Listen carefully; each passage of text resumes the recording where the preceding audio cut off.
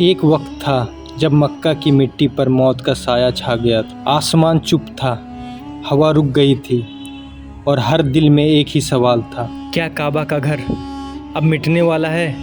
दूर कहीं से एक फौज आ रही थी जिसमें तलवारें चमक रही थी और हाथी का पांव से जमीन कांप रहा था। उनका लीडर था अबरहा, एक ऐसा राजा जिसका घमंड आसमान से भी ऊंचा था। उसने कहा, मैं काबा को ज़मीन से मिटा दूंगा। लेकिन अबरहा को ये नहीं पता था अल्लाह खुद अपने घर की हिफाजत करता है तो फ़ौज नहीं तकदीर लड़ती है। चलिए अब कहानी को शुरू से जानते हैं। अबरहा यमन का राजा था, एक ऐसा राजा जिसको सिर्फ हुकूमत नहीं लोगों के दिल पे भी राज करना था। उसने देखा कि हर साल पूरे अरब दुनिया के लोग मक्का जाते हैं तवाफ़ करने के लिए। मक्का एक तिजारतियों का मरकज़ बन गया था। मक्का में लोग सोना चांदी और माल बेचने आते थे। दिन ब दिन मक्का के लोग और अमीर होते जा रहे थे और अबरहा के शहर में कुछ खास तिजारत नहीं होती थी। अबरहा ने सोचा, अगर मैं लोगों को मक्का से हटाकर अपने शहर ले आऊं तो लोगों का पैसा भी मेरे पास ही आएगा और अरब पर मेरी ताकत बनेगी। फिर उसने अपने शहर में एक बहुत ही बड़ा गिरजाघर बनाया जिसका नाम था अल-कलीस। ये गिरजाघर इतना ऊंचा और खूबसूरत था, लोग कहते थे ये तो ज़मीन पर एक जन्नत जैसा महल है। अबरहा ने दावा किया, अब सब लोग काबा नहीं मेरे गिरजाघर में इबादत करेंगे। उसका प्लान था लोगों का धर्म मेरे कब्जे में आए, तिजारत का पैसा मेरे शहर में आए और मक्का की इज्जत मिट्टी में मिल जाए। लेकिन अरब के लोगों ने उसकी बात नहीं मानी।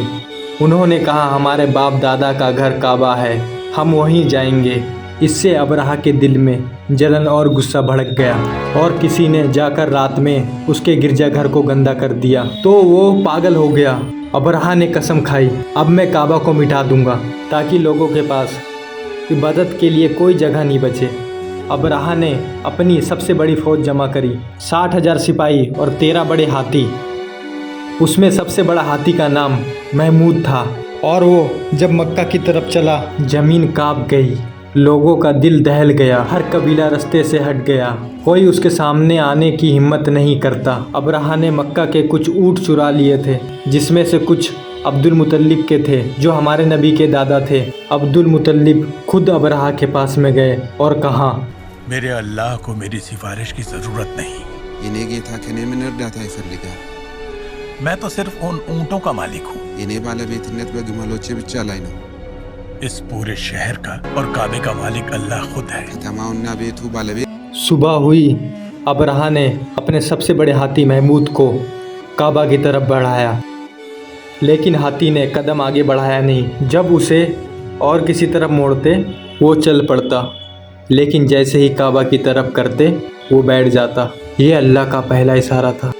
फिर आसमान बदल गया, दूर से एक अजीब सी आवाज़ आई। आसमान में देखा तो परिंदे आ रहे थे जिनका नाम था अबाबिल, झुंडों के साथ में आ रहे थे और उन छोटे छोटे परिंदों के पंखों में आग से भरा हुआ पत्थर था, सिजिल का पत्थर। हर पत्थर किसी एक आदमी के लिए बना था और जब वो पत्थर फौज पर गिरी सब कुछ ख़त्म हो गया। हाथी मर गए, सिपाहियों के सीने से आर पार हो गया वो पत्थर और अबरहा अल्लाह के अजाब को देख करके भगा, लेकिन अल्लाह के अजाब से बच नहीं पाया। गिर गया वो और गिर करके मर गया।